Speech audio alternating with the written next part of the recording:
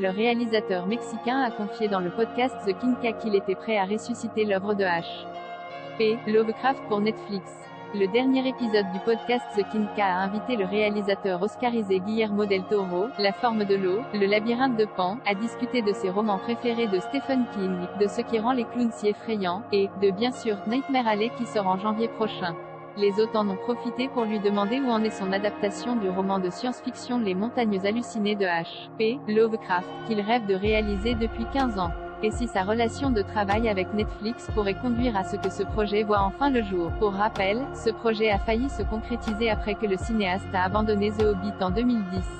À ce moment-là, Universal a annoncé que le studio ferait Les montagnes hallucinées en 3D avec Guillermo del Toro à la réalisation, Tom Cruise en tête d'affiche et James Cameron à la production. Mais en mars 2011, le studio a finalement lâché le projet parce que le financement d'un film de 150 millions de dollars avec une interdiction au moins de 17 ans était trop risqué.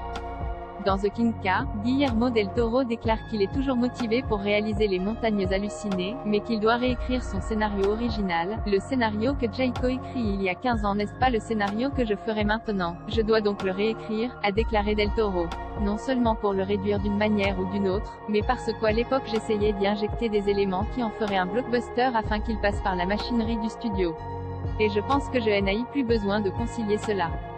Je peux aller vers une version beaucoup plus ésotérique, plus étrange et plus modeste où je peux revenir à certaines des scènes qui ont été laissées de côté. Une version plus étrange certaines des grandes pièces de décor que Jay conçues, par exemple, je n'ai plus envie de les garder, a poursuivi le réalisateur. Jay déjà fait telle ou telle pièce et Jay a envie d'aller dans une direction plus étrange. Je sais que certaines choses vont rester. Je sais que la fin que nous avons est l'une des fins les plus intrigantes, étranges et troublantes pour moi, donc il y a environ 4 décors d'horreur que j'aime dans le script original, confie-t-il. Mais l'homme aux 1000 projets va-t-il réellement concrétiser celui-ci? Rien n'est moins sûr. En ce moment, je développe 2 scénarios, dont l'un, je pense, sera le prochain. Je suis occupé à terminer Pinocchio, à produire Cabinet of Curiosities à Toronto et je me remets de l'effet domino post-pandémique. Tout ce que j'avais programmé sur 3 ans, tout d'un coup, tout doit être livré en même temps. Mais c'est mon espoir. Patience.